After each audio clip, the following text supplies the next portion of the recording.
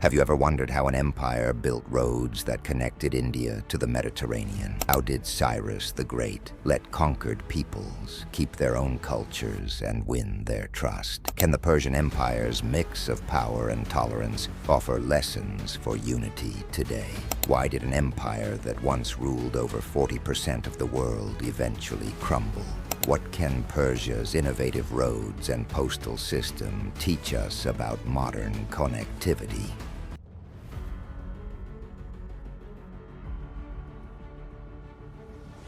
The Persian Empire isn't just a chapter in a history book.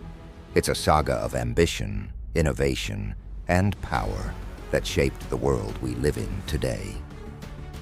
From the rise of Cyrus the Great to the fall at the hands of Alexander, this empire wasn't just about conquest.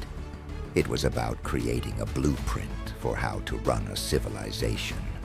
But how did it all begin? What made it so powerful, and why did it eventually crumble? Buckle up, because we're about to take a journey through 2,000 years of history in under 15 minutes. Here's the thing about the Persian Empire. It's often overshadowed by its neighbors. When we think of ancient superpowers, Rome and Greece usually steal the spotlight. But Persia, it's like the unsung hero of the ancient world. And that's a problem, because without understanding Persia, we miss out on a huge piece of the puzzle. This was an empire that didn't just conquer, it connected. It brought together dozens of cultures, religions, and languages under one rule. But how do you manage an empire that massive? How do you keep it from falling apart? And what can we learn from its successes and its failures? It all starts with one man, Cyrus the Great. Born in 600 BCE, Cyrus wasn't just a king, he was a visionary. He didn't just conquer the Medes, the Lydians, and the Babylonians. He did something no one had ever done before. He let the people he conquered keep their cultures, their religions, and even their leaders. Imagine that.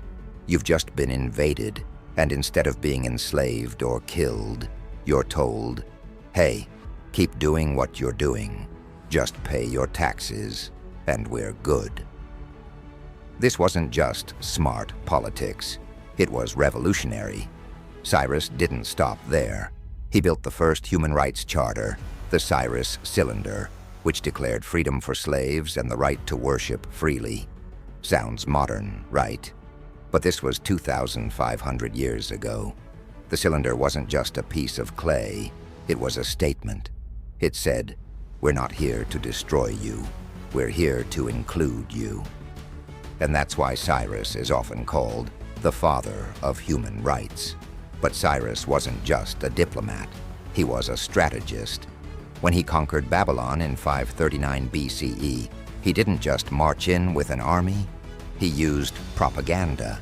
He told the Babylonians that their gods had sent him to liberate them. And guess what? It worked. The people welcomed him as a liberator, not a conqueror. That's the kind of genius we're dealing with here. Cyrus also understood the importance of symbolism. When he captured Babylon, he didn't just take the throne. He restored the temples and freed the people who had been enslaved by the previous ruler. This wasn't just about winning hearts and minds. It was about creating a narrative that said, we're not here to oppress you, we're here to make things better.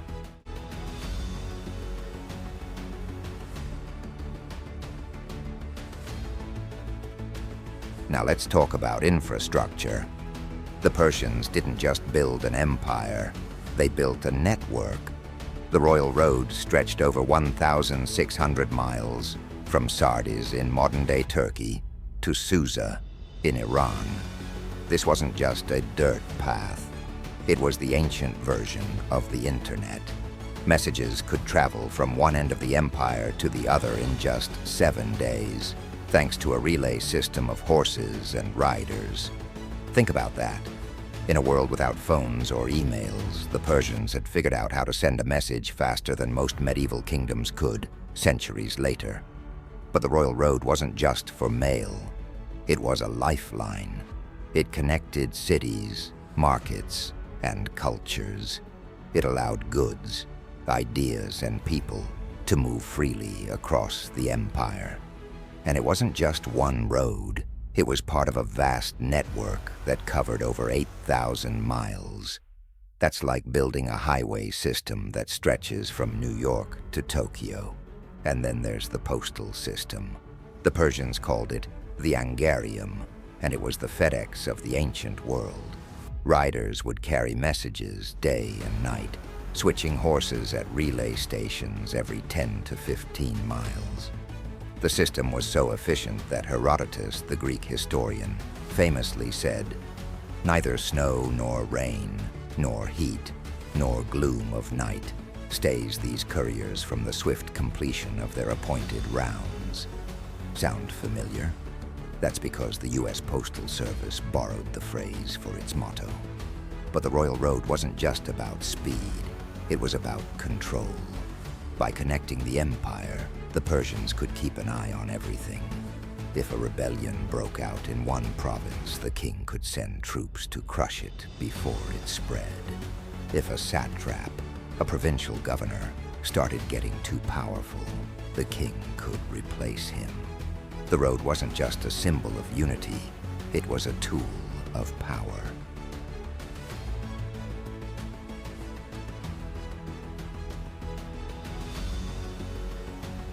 After Cyrus came Darius the Great, and he took the empire to a whole new level.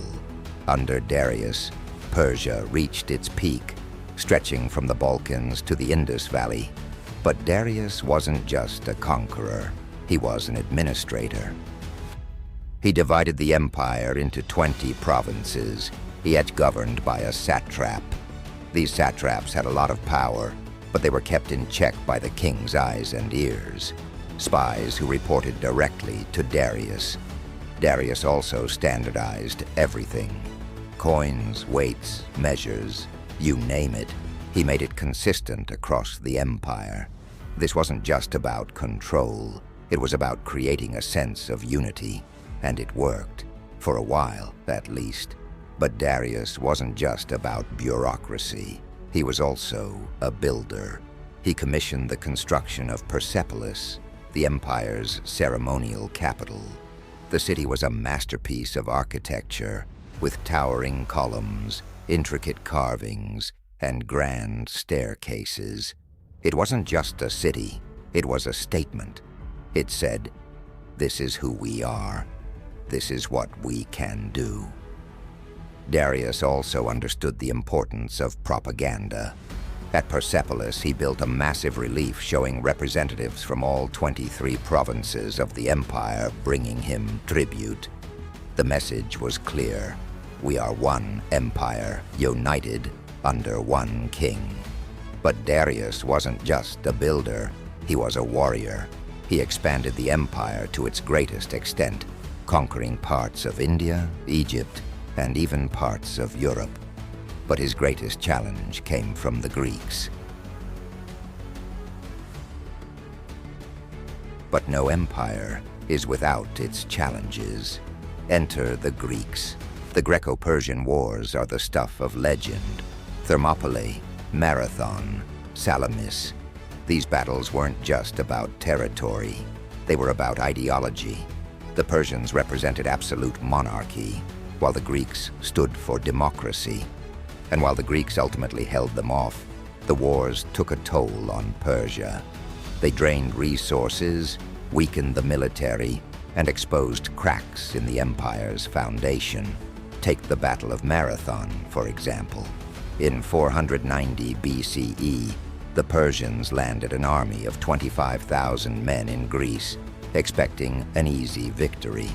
But the Greeks, led by Athens, pulled off one of the greatest upsets in military history. They defeated the Persians with just 10,000 men. The victory was so shocking that the Greeks sent a messenger named Phidippides to run 26 miles to Athens to deliver the news. And that's why we call long-distance races marathons. But the most famous battle of all was Thermopylae. In 480 BCE, the Persian king Xerxes led an army of over 100,000 men to invade Greece. Standing in his way were 300 Spartans, led by King Leonidas. For 3 days, the Spartans held off the Persian army at a narrow mountain pass. In the end, they were defeated, but their bravery became legendary. It's a story that's been told and retold for centuries, from Herodotus to Hollywood. Which brings us to the fall. It wasn't one thing that brought down the Persian Empire. It was a combination of factors: internal rebellions, economic strain, and of course, Alexander the Great. In 330 BCE, Alexander marched into Persepolis, the empire's capital, and burned it to the ground. Some say it was an accident, a drunken mistake. Others say it was a calculated move to show the world that Persia was no longer in charge. Either way, it marked the end of an era. But here's the thing. The Persian Empire didn't just disappear. Its legacy lived on.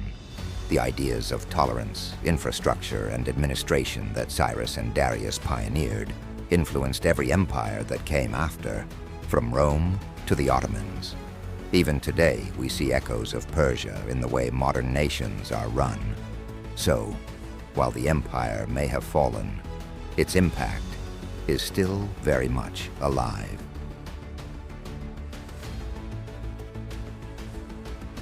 The Persian Empire wasn't just a historical superpower. It was a laboratory for ideas. It showed us that an empire isn't just about size. It's about how you manage that size. It's about balance between power and tolerance, between control and freedom. And maybe, just maybe, there's a lesson in there for us today. So what's the takeaway? The Persian Empire wasn't just a historical superpower. It was a blueprint for how to build and run a civilization.